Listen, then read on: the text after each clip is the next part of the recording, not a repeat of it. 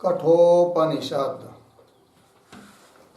कठोपनिषद ग्रंथ में प्रथमाध्याय में द्वितीय वल्ली और द्वितीय वल्ली का 8वां मंत्र। इस 8वें मंत्र का विचार हम लोगों ने कल किया था। अब इस 8वें मंत्र का भाष्य बाकी है, तो भाष्य को हम लोग पढ़ेंगे। ठीक है, तो वक्ता और श्रोता दोनों भी दुर्लभ है। क्यों, इस बात की चर्चा चल रही है। तो कह रहे अभी भाष्य में देखते हैं, न ही नरेण मनुष्येण, नरेण का अर्थ कर रहे मनुष्येण, अवरेण प्रोक्त, अवरेण, अवरेण का अर्थ कर रहे हीनेन, उसका भी अर्थ कर रहे प्राकृत बुद्धिना इति एतत् उक्तः। एष का अर्थ हो रहा है आत्मा। यम त्वम माम पृच्छसि।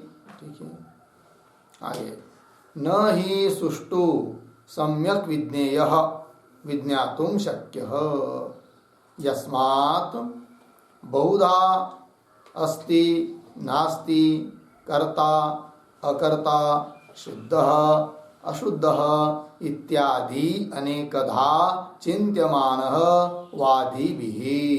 हो गया यहाँ तक? तो देखिए भाई, तो न ही, तो थोड़ा सा अन्वय कर लेते हैं। तो 5-6 शब्द के बाद आया एषः, उसको पकड़िए, एषः आत्मा।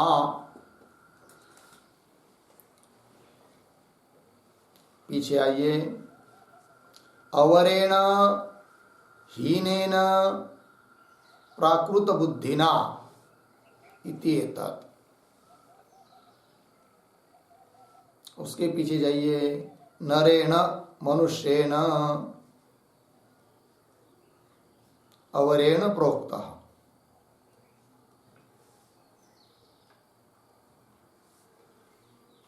उक्तः, आगे थोड़ा सा है, एष के पीछे उक्तः, प्रोक्तः के बाद उक्तः।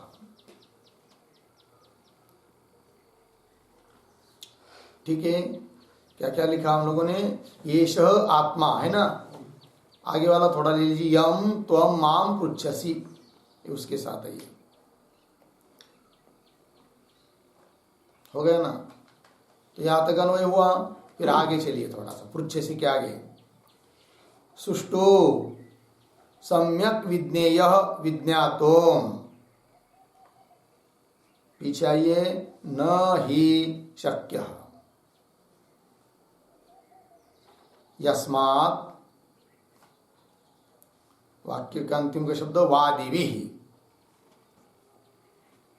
पीछे, बहुधा अस्ति नास्ति कर्ता अकर्ता शुद्ध अशुद्ध इत्यादि अनेकधा चिंत्यमान। देखिए भाई अर्थ को, तो कह रहे हैं एषः आत्मा, यह आत्मा जिसको पूछा है नचिकेता ने यमराज जी को, तो वही कह रहे हैं कि एषः आत्मा कौन? यम त्वम माम पृच्छसि। यमराज जी बोल रहे हैं यह आत्मा कौन, कि जिसके बारे में यम त्वम माम पृच्छसि, हे नचिकेता जिसके बारे में तुम हमको पूछ रहे हो, वह आत्मा। ठीक है, एषः आत्मा। क्या जी? तो कह रहे अवरेण नरेण, अवरेण का अर्थ हीनेन, मतलब प्राकृत बुद्धिना। प्राकृत बुद्धि है जिसकी, शास्त्र संस्कारित बुद्धि नहीं है जिसकी, तो प्राकृत बुद्धि है, अर्थात साधारण बुद्धि है। ठीक है ना? तो ऐसे साधारण बुद्धि वाले आदमी के द्वारा, हीनेन प्राकृत बुद्धिना, नरेण मनुष्येण, ऐसे मनुष्य के द्वारा, प्रोक्तः उक्तः कहा हुआ, उसका उपदेश किया हुआ, ऐसे पुरुष के द्वारा उपदिष्ट जो आत्मा है, प्रोक्त उक्तः, ऐसा जो है वह सुष्टु सम्यक विज्ञेयः विज्ञातुम न ही शक्य, अच्छी तरह से उस आत्मा को जाना नहीं जा सकता है। कुल मिलाकर वाक्य का क्या अर्थ हुआ कि हे नचिकेता, तुम जिस आत्मा के बारे में हमको पूछ रहे हो, यह आत्मा यदि, उस आत्मा को यदि प्राकृत बुद्धि वाले पुरुष के द्वारा उपदेश किया जाएगा, उस आत्मा का साधारण बुद्धि वाला जो पुरुष है उसके द्वारा यदि इस आत्मा का उपदेश होगा तो जानने वाला इस आत्मा को अच्छी तरह से जान नहीं सकता है, ये कहा। तो सुष्टो सम्यक विज्ञेय विज्ञातुम न ही शक्य। क्यों भाई? यस्मात्, क्योंकि, यतो ही, कारण क्या है? तो वादी भी, वादी लोगों के द्वारा, वाद विवाद करने वाले जो लोग हैं उनके द्वारा बहुधा अनेक प्रकार से उसका चिंतन हो चुका है। चिंतन करते हुए लोग, कोई बोलता है आत्मा शरीर आदि गिरने के बाद रहता है, अस्ति, कोई बोलता है नहीं रहता है, नास्ति, कोई बोलता है आत्मा करता है, कोई बोलता है अकर्ता है। करता है का मतलब क्रिया का आश्रय है आत्मा, ऐसे कुछ लोग समझते हैं। कुछ लोग बोलते नहीं अकर्ता है आत्मा, कुछ बोलते हैं आत्मा शुद्ध है और कुछ बोलते हैं अशुद्ध है। अशुद्ध है का मतलब होता है क्रिया का जो फल दुखादि, उस दुखादि वाला है आत्मा, दुख सुख वाला है आत्मा, अशुद्ध है, ऐसा कुछ लोग बोलते हैं। तो इति अनेकधा चिंत्यमान, अनेक प्रकार से उसका चिंतन किया जाता है। किसका? आत्मा का। इस प्रकार के आत्मा को यदि प्राकृत बुद्धि वाला, साधारण बुद्धि वाला मनुष्य उसका उपदेश करेगा, उस आत्मा को सम्यक अच्छी तरह से जाना नहीं जा सकता है, ये कह दिया। हो गया जी। आगे चलिए। कथम पुनः सुविज्ञेय, भाष्य में कथम पुनः सुविज्ञेय इति उच्यते। तो ठीक है, तो प्रथम पाद के द्वारा श्लोक मंत्र में जो प्रथम पाद आया कि नहीं, न ही न नरेण अवरेण प्रोक्त एषः सुविज्ञेय बहुधा चिंत्यमान, पूर्वार्ध हुआ है, दो पाद का विचार हुआ।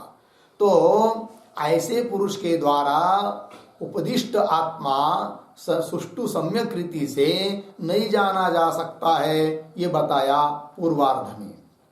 तब प्रश्न उपस्थित होता है कि सुविज्ञेय आत्मा कब होगा? फिर सुष्टु सम्यक रीति से कब जाना जाएगा आत्मा को? तब उसको इस प्रश्न का उत्तर मंत्र के उत्तरार्ध से दे रहे हैं, अनन्य प्रोक्ते इत्यादि से। उसी की व्याख्या कर रहे भाष्यकार। कथम पुनः सुविज्ञेय इति उच्यते, कैसा पुनः आत्मा सुविज्ञेय है, ऐसा यदि प्रश्न होता है तो उच्यते, उत्तर दिया जा रहा है। भाष्य में देखिए, तो अनन्य प्रोक्ते मिला शब्द सबको, तो अनन्य प्रोक्ते उसके ऊपर 1 नंबर डालिए, क्योंकि अभी 2-3 अर्थ होने वाले हैं ना, तो उस पर 1 नंबर डालेंगे। तो प्रथम अर्थ कर रहे हैं अभी, तो अनन्य प्रोक्ते ये प्रतीक है, इसका अर्थ कर रहे हैं अनन्येन,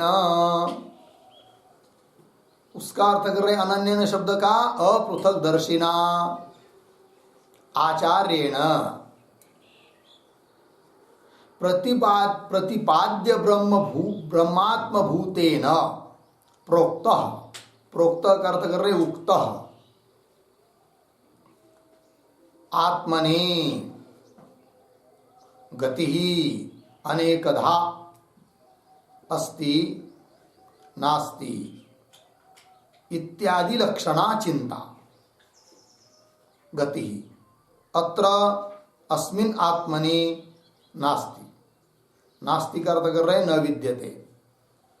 क्यों? सर्व विकल्प गति प्रत्यस्तमितत्वात् आत्मना। मिला पंक्ति सबको शब्द? देखिए थोड़ा अन्वय करेंगे। तो अनन्य प्रोक्ते, अनन्येन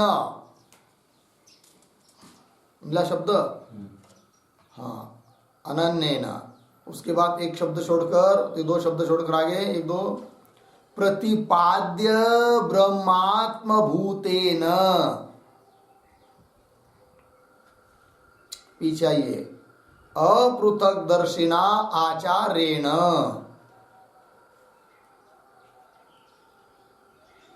आगे प्रोक्तः उक्तः आत्मनि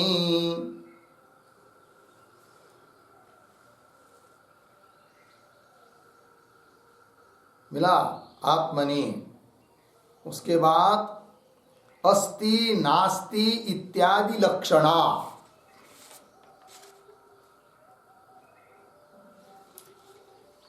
अस्ति नास्ति इत्यादि लक्षणा।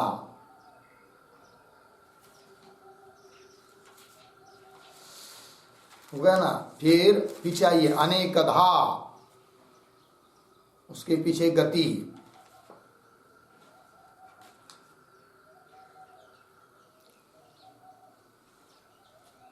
अनेकधा गति ही, आगे चिंता गति ही।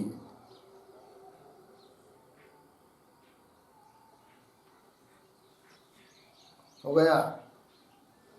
आगे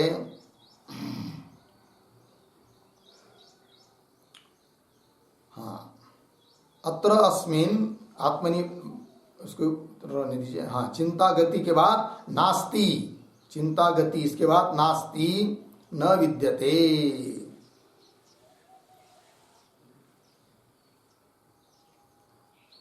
हो गया जी, न विद्यते।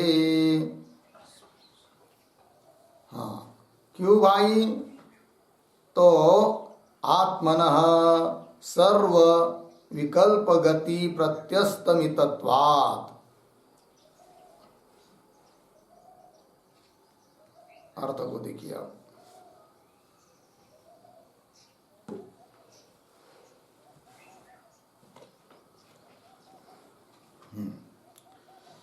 तो कथम पुनः सुविज्ञेय इति उच्यते, इस बात को कहा जा रहा है। तो अनन्य प्रोक्ते, अनन्य प्रोक्ते प्रतीक है, उसका अर्थ कर रहे हैं अनन्येन। अनन्येन का मतलब क्या? तो उस शब्द का भी अर्थ कर रहे हैं प्रतिपाद्य ब्रह्मात्म भूतेन। प्रतिपादन का विषय जो ब्रह्म और आत्मा और ब्रह्म स्वरूप आत्मा स्वरूप जो हो चुके हैं, ऐसे जो आचार्य, उसको ही कहेंगे अपृथक दर्शिना आचार्य न। मतलब अपने स्वरूप से ब्रह्म को या ब्रह्म से अपने को जो अलग नहीं समझ रहे हैं, अर्थात जिनको ब्रह्म साक्षात्कार हो चुका है, ऐसे आचार्य के द्वारा। मिला पंक्ति? हाँ। तो अपृथक दर्शिना आचार्येण प्रोक्तः उक्तः कहा हुआ जो आत्मा है, आत्मनि आए कि नहीं? तो थोड़ा सा आगे जाकर अत्र अस्मिन आत्मनि, वही यहां पर आत्मनि आया है। तो आत्मनि उस आत्मा के बारे में क्या हो जी? तो कह रहे आत्मनि सप्तमी है, तो आत्मा के बारे में गति नहीं रहती है। अत्र गति ही नास्ति, अत्र मतलब आत्मा के बारे में गति नहीं है। तो गति नहीं मतलब क्या? तो लिख रहे अस्ति नास्ति इत्यादि लक्षणा अनेकधा गति चिंता। आत्मा है या नहीं है इत्यादि लक्षणा मतलब इत्यादि स्वरूप वाली जो अनेक प्रकार की गति अर्थात चिंता। ठीक है, चिंता ही गति है। तो वह चिंता रूप गति नास्ति न विद्यते। किसके बारे में? आत्मा के बारे में। क्या नहीं रहती है? गति अर्थात चिंता। उस चिंता का अर्थात गति का स्वरूप क्या है? अस्ति नास्ति इत्यादि अनेक प्रकार की गति अर्थात संशय। अस्ति नास्ति ये क्या? द्विकोटिक ज्ञान संशय है ना। तो गति मतलब आत्मा के बारे में संशय नहीं रहता है। कब? अपृथक दर्शन आचार्य। हाँ, अनन्य प्रोक्ते, उसी का व्याख्यान हुआ है। अपृथक दर्शिना आचार्येण प्रोक्ते, कथन करने पर। ठीक है ना जी? तो वही लिखा है। तो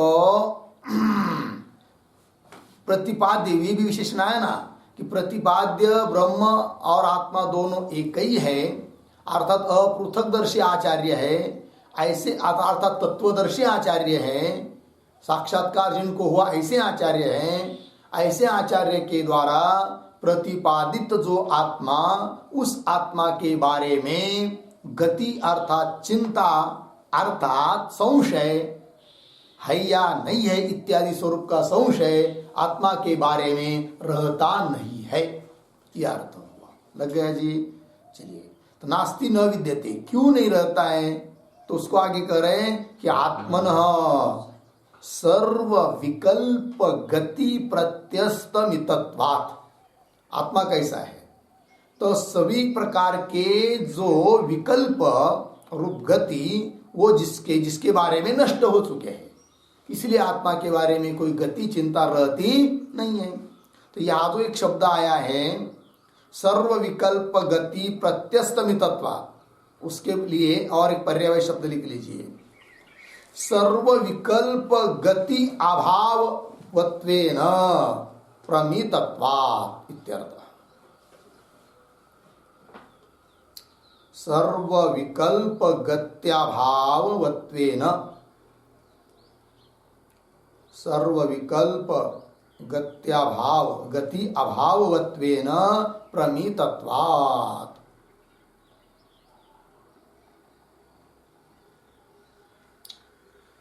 ठीक है जी। चलो, सभी विकल्प रूप गति चिंता इत्यादि जो भी है उनका अभाव होने से निश्चित हो चुका है आत्मा के बारे में।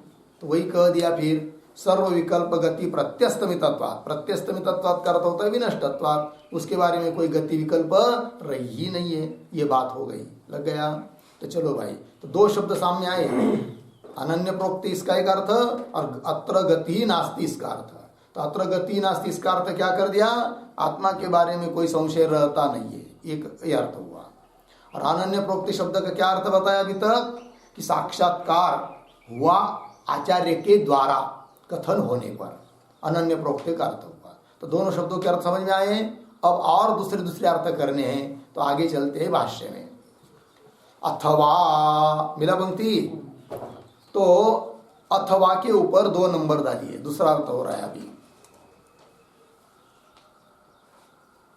अथवा स्वात्मभूते अनन्यस्मिन् आत्मनि प्रोक्ते, अनन्य प्रोक्ते गति अत्र अन्यावगति ही नास्ति। क्यों, ज्ञेयस्य अन्यस्य अभावात्। लग गया पंक्ति। हाँ, अभावात्। तो यहाँ तक हुआ कि नहीं, तो यहाँ तक ही थोड़ा पढ़ लीजिए, पढ़ लेंगे, अन्वय करेंगे इतने का ही। तो कैसा पढ़ता हूं देखिए, अथवा अनन्य प्रोक्ते, ये चाहिए, स्वात्मभूते अनन्यस्मिन् आत्मनि प्रोक्ते।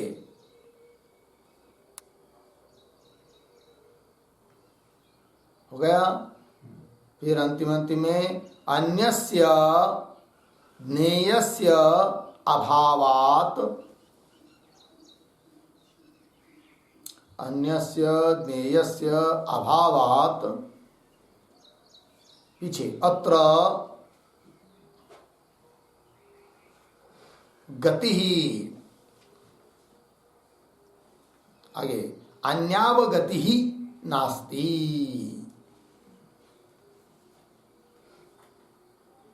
हो गया जी। अर्थ देख लीजिए भाई। अथवा अब दूसरा अर्थ कर रहे हैं, तो अनन्य प्रोक्ते प्रतीक है, उसका दूसरा अर्थ क्या कर रहे हैं अब, तो अनन्य प्रोक्ते का अर्थ लिख रहे भाष्यकार, स्वात्मभूते अनन्यस्मिन् आत्मनि प्रोक्ते। ठीक है, देखो भाई, स्वात्मभूते मतलब अपना स्वरूपभूत जो आत्मा, उसको शिष्य के प्रति अनन्यस्मिन् आत्मनि प्रोक्ते, आत्मा का प्रतिपादन कर रहे हैं, किंतु अभेद रूप से उसका प्रतिपादन कर रहे हैं। शिष्य को गुरु बता रहे हैं कि हे शिष्य, तुम जिस आत्मा के बारे में पूछ रहे हो वह आत्मा ही तुम्हारा ब्रह्म है, तुम ही ब्रह्म हो, ऐसा बता रहे हैं। अब अनन्य प्रोक्ते शब्द का अर्थ क्या लिया गया, कि उपदेश अभेद रूप से किया जा रहा है। ठीक है, पहले अर्थ में क्या था, अनन्य प्रोक्त प्रोक्त शब्द का अर्थ क्या किया था, साक्षात्कार हुए आचार्य के द्वारा, यह अर्थ हुआ था। अब क्या अर्थ हो रहा है कि आचार्य कैसे हो इससे कुछ मतलब नहीं। अब आचार्य तो उपदेश कर रहे हैं, किंतु आचार्य जिस तत्व का उपदेश कर रहे हैं उस तत्व का उपदेश करते समय ब्रह्म और आत्मा दो नहीं है, अलग अलग नहीं है, एक ही है, ऐसा अभिन्न रूप से उपदेश कर रहे हैं। तो इस प्रकार अभिन्न रूप से उपदेश करने पर गति नहीं रहती है, अत्र गति ही नास्ति। तो द्वितीय अर्थ हुआ अनन्य प्रोक्ते शब्द का। क्या लिखा है देखिए, अनन्य प्रोक्ते स्वात्मभूते अनन्यस्मिन, स्वात्मभूत मतलब अपना स्वरूप भूत, जो अनन्यस्मिन आत्मनि, अनन्य आत्मा मतलब अभेद रूप आत्मा का उपदेश करने पर प्रोक्ते क्या होता है फिर, तो आगे अन्यस्य अभावात, अन्यस्य ज्ञेयस्य अभावात। अब आत्मा ही ज्ञेय है मतलब जानने योग्य है, आत्मा को छोड़कर दुनिया में कोई भी चीज जानने योग्य नहीं है, क्योंकि बाकी सब क्या है, अनात्मा ही है। तो अन्यस्य ज्ञेयस्य अभावात, अन्य ज्ञेय वस्तु का अभाव होने के कारण अत्र गति ही, अत्र मतलब इस आत्मा के बारे में गति ही, गति शब्द का अर्थ कर रहे अन्यावगति ही नास्ति। अन्यावगति मतलब अन्य कुछ जानने का बाकी नहीं रहता है, अन्य कुछ जानने योग्य रहता ही नहीं है। कब, आत्म तत्व का ज्ञान होने पर। तो यह अब गति शब्द का क्या अर्थ किया, अन्यावगति। क्या अर्थ किया जी, अन्यावगति नास्ति। अन्यावगति मतलब अन्य कोई जानने योग्य कुछ रहता ही नहीं है, अर्थात भेद ज्ञान, अन्यावगति नास्ति। ठीक है ना जी, ये बात हो गई। आगे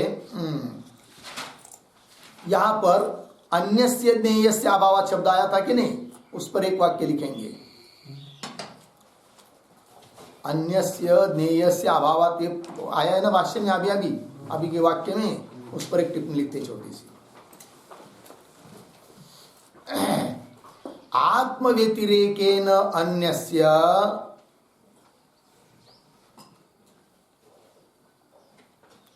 आत्म व्यतिरेकेन अन्यस्य ज्ञेयस्य अभावात् इत्यर्थः।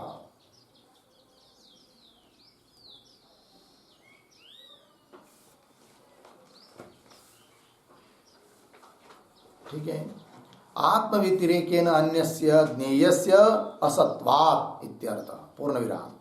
आगे उद्धरण चिन्ह में यत्र त्वस्य सर्वम आत्मा एव अभूत, यत्र त्वस्य तु अस्य सर्वम आत्मा एव अभूत तत् केन कम पश्येत इत्यादि श्रुतेः।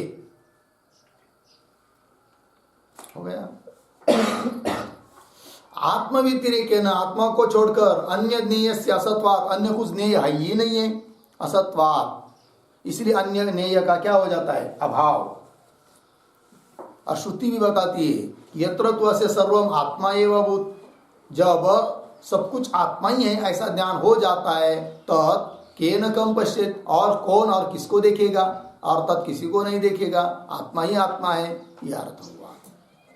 तो अन्यस्य ज्ञेयस्य अभावात् गति मतलब अन्यावगति नास्ति, अन्य कुछ जानने का बाकी नहीं रहा है, क्योंकि ज्ञानांतर नहीं है। ठीक है जी, चलिए भाई, ज्ञेयांतराभावात्, अन्य ज्ञेय का अभाव होने से अन्यागति ज्ञानांतरम नास्ति, यह अर्थ हुआ। आगे चलिए, उसी को स्पष्ट कर रहे आगे, क्या कह रहे देखिए, ज्ञानस्य ही एषा परा निष्ठा यद आत्मैकत्व विज्ञानम। ठीक है ना, इसका भी थोड़ा अन्वय, ही यद आत्मैकत्व विज्ञानम, यद आत्मैकत्व विज्ञानम एषा ज्ञानस्य परा निष्ठा, एषा ज्ञानस्य परा निष्ठा। ठीक है, यद ही मतलब यस्मात् कारणात्, क्योंकि अन्य गति नहीं रहती है, अन्य ज्ञान जानने को कोई रहता ही नहीं है कि नहीं, आत्मा का ज्ञान हुआ होने पर। क्यों, कि यद आत्मैकत्व विज्ञानम, जो कि आत्मा के बारे में एकत्व का ज्ञान हुआ, एक ही आत्मा है अर्थात सर्वम खलविदम ब्रह्म, ये जब ज्ञान हो जाता है तो और दूसरा कोई ज्ञानांतर है ही नहीं है, न कोई ज्ञान है, न कोई जानने के लिए योग्य और दूसरी कोई वस्तु है। क्यों? यही ज्ञान की पराकाष्ठा है। लिखा ना, ऐसा ज्ञानस्य परानिष्ठा, यही ज्ञान की परानिष्ठा है। कुछ पुस्तकों में काष्ठा शब्द है, निष्ठा की जगह काष्ठा पाठ भेद है, दोनों भी ठीक है। तो यही ज्ञान की अंतिम अवधि है। परानिष्ठा मतलब क्या? अंतिम अवधि, अंतिम सीमा, इसके बढ़कर इसके आगे और दूसरा कोई ज्ञान नहीं है। तो निष्ठा किंवा काष्ठा, इसका अर्थ लिखिए परम अवधि। पराकाष्ठा मतलब क्या? परम अवधि, अंतिम अवधि यही है। इसके आगे और कोई ज्ञान नहीं है, यही अंतिम सीमा है ज्ञान की। तो निष्ठा शब्द, परानिष्ठा शब्द का अर्थ हुआ परम अवधि। हो गया जी अर्थ। आगे चलिए अब। अतः अवगंतव्याभावात् न गति अत्र अवशिष्यते। ठीक है ना?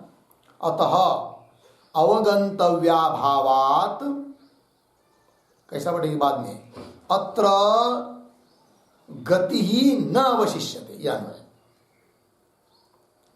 अत्र गति ही न अवशिष्यते। हो गया। अतः अवगंतव्याभावात्, अवगंत मतलब अन्य कोई ज्ञेय वस्तु का ही अभाव हो गया, क्योंकि सब कुछ ब्रह्म ही है, ब्रह्म का ही बोध हो गया। तो अवगंतव्याभावात्, अत्र मतलब और कोई गति ही न अवशिष्यते, कोई गति बचती ही नहीं है। मतलब कोई ज्ञानांतर या कोई ज्ञान करना चाहिए और किसी चीज का ये रहता ही नहीं है। हो गया अभावात्। तो ये जो अंतिम वाक्य हुआ ना, अवगंतव्याभावात्, इस पर एक वाक्य लिखते हैं, यथा आह भगवान, यथा आह भगवान। आगे उद्धरण चिन्ह में यज ज्ञात्वा निहभूयोन्यज ज्ञातव्यमवशिष्यते, ज्ञातव्यमवशिष्यते इति। हो गया। भगवान श्री कृष्ण ने भी गीता में यही बात कही है कि यज ज्ञात्वा, जिसको जानने के बाद, यह भूय अन्य ज्ञातव्यम न अवशिष्यते, और दूसरा कोई जानना बाकी रहता ही नहीं है। बाकी दूसरी चीज को जानने की जरूरत भी नहीं है, क्योंकि आत्मा तत्व को जान लिया, सब जान लिया, और कोई बाकी नहीं है। हो गया जी। चलिए वही यहाँ पर लिख दिया है कि गति अन्य, क्या गति अत्र न अस्ति, गति मतलब अन्य अवगति, अन्य ज्ञानांतर कोई बचता ही नहीं है, ये बात हो गई। ये द्वितीय अर्थ हुआ। तो अनन्य प्रोक्ते अत्र गति नास्ति, इस वाक्य का द्वितीय अर्थ क्या हुआ?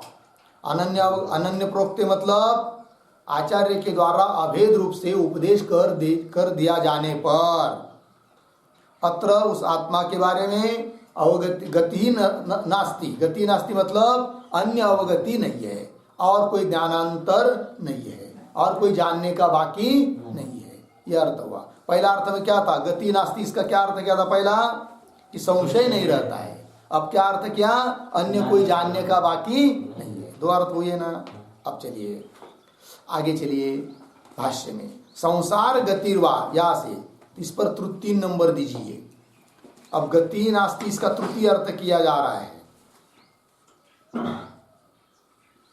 कौन से शब्द का? गति नास्ति। अनन्य प्रोक्ति इसका नहीं करेंगे, इसके 2 अर्थ बता दिया, किंतु गति नास्ति इसके जो 2 अर्थ हुए, और तीसरा अर्थ कर रहे गति नास्ति इस शब्द का। तो देखिए भाई भाष्य में, संसार गति वा अत्र नास्ति अनन्य आत्मनि प्रोक्ते, अनन्यात्मनि प्रोक्ते, क्यों? नान्तरीयकत्वा विज्ञान फलस्य मोक्षस्य, ये वाक्य हुआ। इसका भी थोड़ा अन्वय करेंगे। तो कैसा पढ़ते? वा, थोड़ा आगे, अनन्य आत्मनि, तो सच्चा पास मतलब ठीक पाठ तो ये लगता है अनन्यात्मनि, एक मिलकर, बहुत पुस्तकों में ऐसा भी है, एक ही बात है। अनन्यात्मनि प्रोक्ते, फिर पीछे आइए, अत्र, उसके पीछे संसार गति ही नास्ति,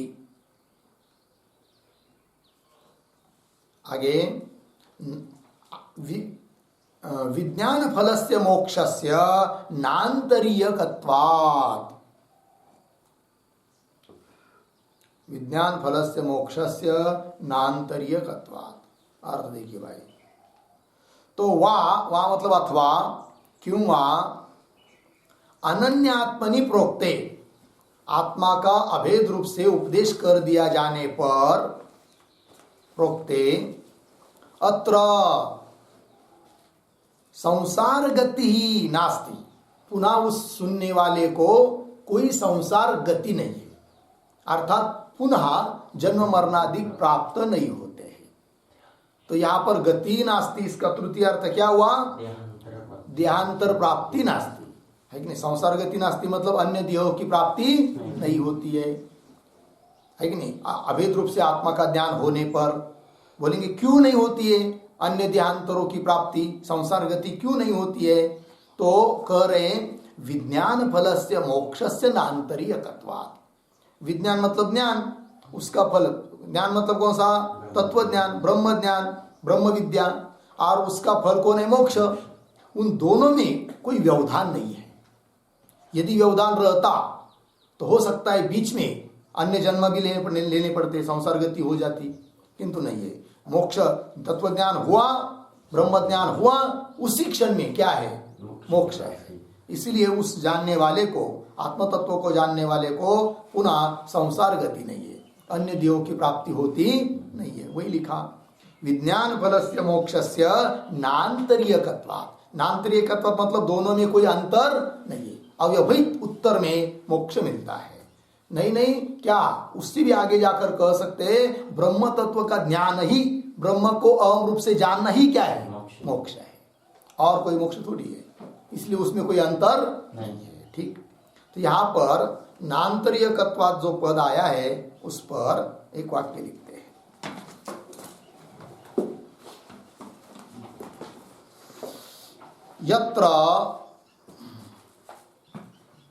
यत्र ब्रह्मात्मैकत्व विज्ञानम, ब्रह्मात्मैकत्व विज्ञानम तत्र मोक्षाख्य फलम, तत्र मोक्षाख्य फलम इति विज्ञान व्यापकत्वात्, विज्ञान व्यापकत्वात् विज्ञान फलस्य, विज्ञान फलस्य सत्वात् न पुनः संसार गति, न पुनः संसार गति प्रत्यग भिन्न ब्रह्मात्मैकत्व निश्चयवतः, प्रत्यग भिन्न ब्रह्मात्मैकत्व निश्चयवतः ज्ञानिनः इत्यर्थः।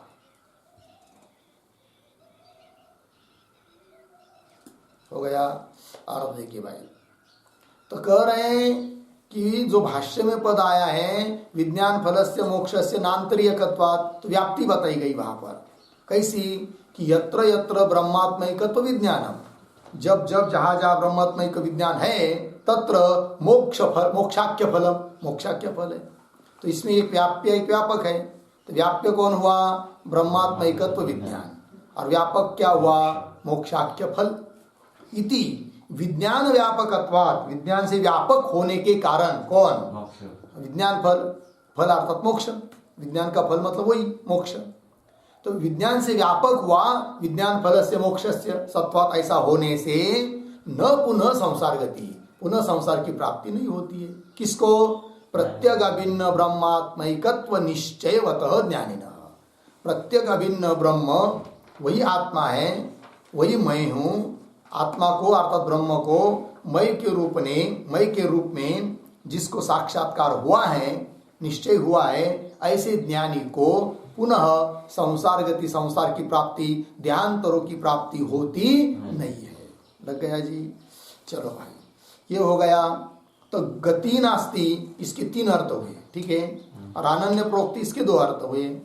और आगे कह रहे, देखिए, अथवा, इस पर डालिए 4 नंबर।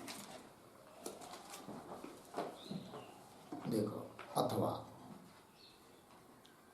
प्रोच्यमान ब्रह्मात्म भूतेन आचार्येण प्रोक्त आत्मनि अगति अनवबोधः अपरिज्ञानम अत्र नास्ति। मिल गया पंक्ति? देखो भाई, अथवा, तो आप क्या कर रहे चौथार्थ कर समय? तो मूल मंत्र में तृतीय पाद में अनन्य प्रोक्ते गति, ऐसा है कि नहीं? तो वहां पर पदच्छेद समझेंगे क्या? अनन्य प्रोक्ते अगति, एंग पदांत अदति से पूर्व रूप समझकर अगति, तो ऐसा समझकर अब अर्थ कर रहे हैं। अथवा प्रोच्यमान ब्रह्मात्म भूतेन आचार्येण, प्रोच्यमान मतलब जिसका कथन करना है, प्रतिपादन करना है, वर्णन करना है, ऐसा जो ब्रह्म और उस ब्रह्म रूप आत्मा के साथ अभिन्न हो चुके जो आचार्य, साक्षात्कार हुआ है जिनको, ऐसे आचार्य के द्वारा साक्षात्कार हुआ है जिनको, ऐसे आचार्य के द्वारा प्रोच्यमान ब्रह्मात्म भूतेन आचार्येण प्रोक्ते आत्मनि, कथन किए हुए आत्मा के बारे में। क्या जी? अब अगति मिला पद भाष्य में। अगति का अर्थ कर रहे अनवबोध, अगति प्रतीक है, उसका अर्थ कर दिया अनवबोध। उसका भी अर्थ कर रहे अपरिज्ञानम अत्र नास्ति, आत्मा के बारे में कोई अज्ञान नहीं रहता है। अवगति का अर्थ होता है ज्ञान, और अनवबोध, अगति अनवबोध मतलब अज्ञान, अर्थात अज्ञान नहीं रहता है, अर्थात आत्मा का ज्ञान होता ही है, ये बात। अनवबोध अपरिज्ञानम अत्र नास्ति, हो गया ना? आगे चलिए, भवति एव अवगति तद विषया श्रोतु तद अस्मि अहम इति आचार्यस्य इव इत्यर्थः। उसी का स्पष्टीकरण कर रहे हैं, तो अन्वय करेंगे थोड़ा। अभी जो वाक्य पढ़ा ना, भवति से लेकर इत्यर्थ, उसमें से ही। तो आचार्यस्य इव मिला पंक्ति शब्द, आचार्यस्य इव, पीछे आइए, श्रोतुः तत्, एक शब्द शुरू आगे, अहम, पीछे अस्मि इति, अहम अस्मि इति, ऊपर पीछे तद विषया अवगति अवगति भवति एव इत्यर्थः, भवति एव इत्यर्थः। ठीक, अर्थ देखिए भाई, आचार्य से इव, जैसे आचार्य को ब्रह्म साक्षात्कार हुआ है, उसी प्रकार उस आचार्य के द्वारा कथन किए हुए आत्मा का भी, सुनने वाले को भी आचार्य की तरह ही क्या हो जाता है? आत्म साक्षात्कार हो जाता है। वही कह रहे हैं, आचार्य से इव श्रोतुः तत् अहम अस्मि इति तद विषया अवगति भवति एव। मिलान शब्द वही है, आचार्य की तरह ही श्रोता को भी तद अर्थात ब्रह्म आत्मा, वह ब्रह्म अहम अस्मि मैं हूं इति, इस प्रकार से तद विषया, तद विषया आत्म विषया, तद शब्द से क्या लेंगे? आत्मा, तद विषया आत्म विषया अवगति ही भवति एव। अवगति, अवगति मतलब साक्षात्कार, ज्ञान, साक्षात्कार होता ही है। ठीक है ना? अवगति का अर्थ होता है साक्षात्कार, इत्यर्थ। लग गया पंक्ति? चलिए आगे, अब भाष्य में आगे। एवं, लग गया जी? तो एवं सुविज्ञेय आत्मा आगमवता आचार्येण अनन्यतया प्रोक्त। पूर्ण विराम। इसका भी थोड़ा अन्वय। एवं आगमवता आचार्येण अनन्यतया प्रोक्त, पीछे आत्मा सुविज्ञेय। ठीक है जी। चलो भाई, तो जो प्रश्न किया था कि नहीं, यदि आत्मा और ऐसे पुरुष के द्वारा प्रतिपादित होने पर सुविज्ञेय नहीं है, ये उत्तरार्ध में, पूर्वार्ध में बताया। तब उत्तरार्ध का आरंभ करने के पहले प्रश्न किया गया कि यदि आत्मा सुविज्ञेय नहीं है और पुरुष के द्वारा कथन होने पर, तो सुविज्ञेय कब है? तो उत्तरार्ध में बताया, अनन्य प्रोक्ते गति अत्र नास्ति इत्यादियों से।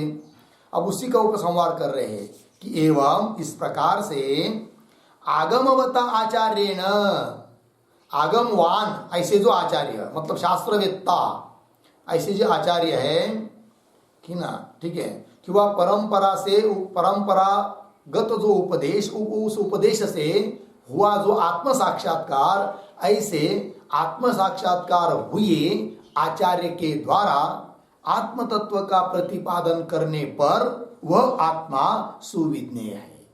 ये कह रहे, देखिए, तो कह रहे क्या? एवं आगमवता आचार्येण अनन्यतया प्रोक्त। अनन्यतया मतलब अभिन्नतया, अभिन्न रूप से आत्मा का उपदेश करने पर, अनन्यतया प्रोक्त आत्मा, प्रतिपा उपदिष्ट आत्मा सुविज्ञेय, अच्छी तरह से जाना जाता है। हो गया जी। अब आगे चलिए। इतरथा ही अनियान अनुप्रमाणात् अपि संपद्यते आत्मा। ठीक, पूर्ण विराम। देखो भाई, इतरथा, इतरथा का अर्थ क्या होता है जी?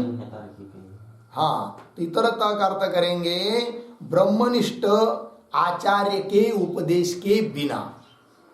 अभी तक ऊपर क्या कहा? ब्रह्मनिष्ठ जो आचार्य उनके द्वारा उपदेश होता है तो आत्मा का साक्षात्कार हो जाता है, ये कहा।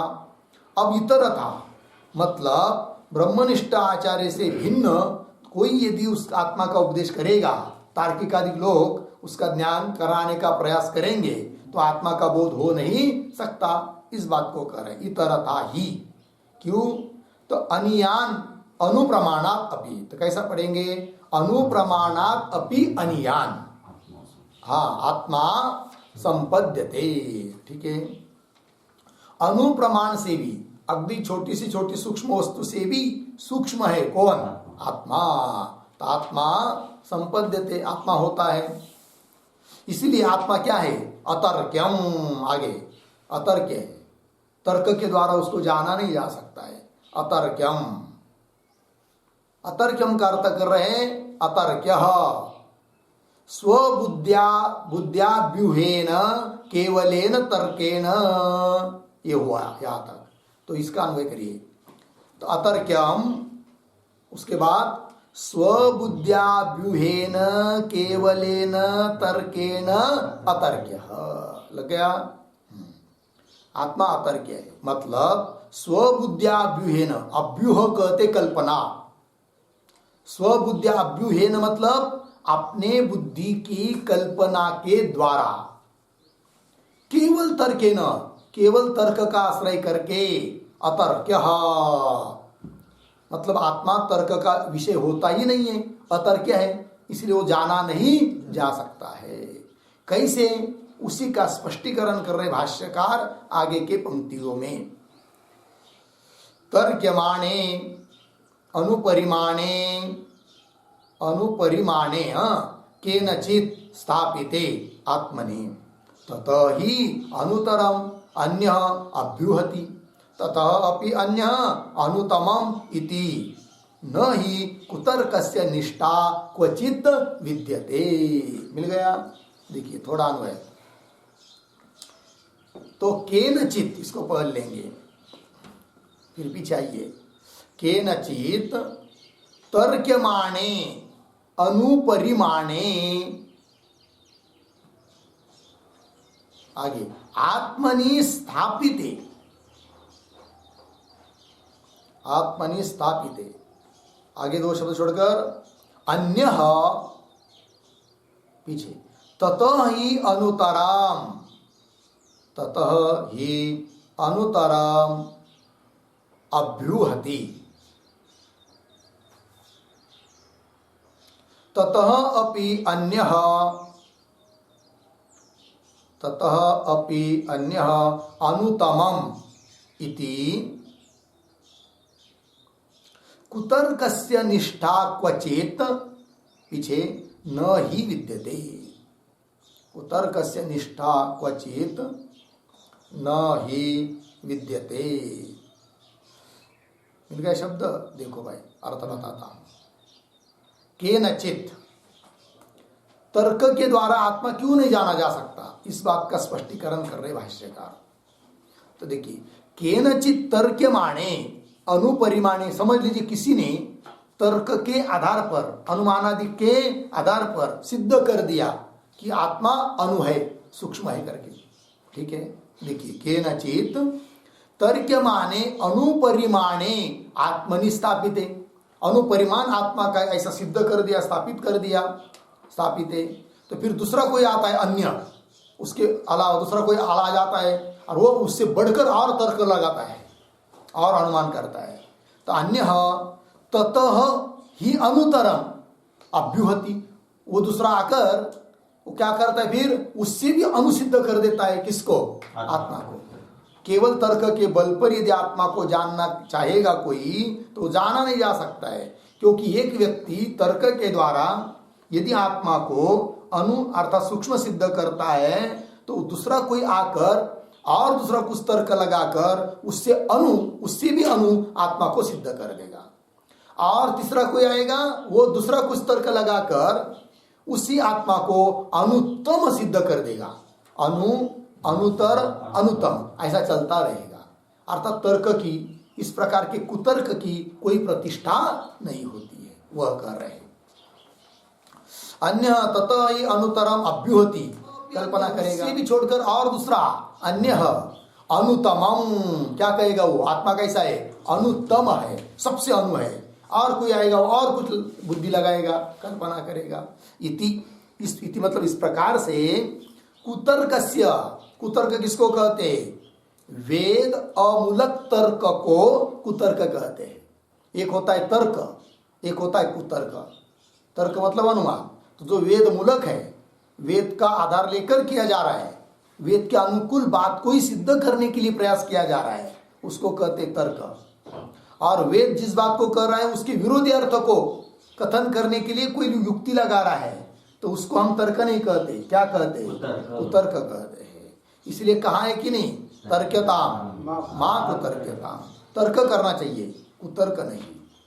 तो यही कह रहे तम इति कुतर्कस्य, कुतर्क मतलब वेद अमूलक तर्क, इसको कहते कुतर्क। तो कुतर्कस्य निष्ठा क्वचित नहीं विद्यते, कुतर्क की निष्ठा, निष्ठा कहते स्थिति को, कुतर्क की निष्ठा निश्चित स्थिति कहीं पर भी होती नहीं है कि नहीं, युक्ति लगाते जाएगा एक से बढ़कर एक कर। इसलिए क्या आत्मा कैसा हुआ, अतर्क्य हुआ, तर्क के द्वारा जाना नहीं जाता है। ठीक है जी, तो चलो भाई, ये हुआ 8वें मंत्र का भाष्य पूरा हुआ। अब इसके बाद 9वां मंत्र आता है, उसका विचार हम लोग कल करते हैं। ओम पूर्णमदः पूर्णमिदं पूर्णात् पूर्णमुदच्यते पूर्णस्य पूर्णमादाय पूर्णमेवावशिष्यते। ओम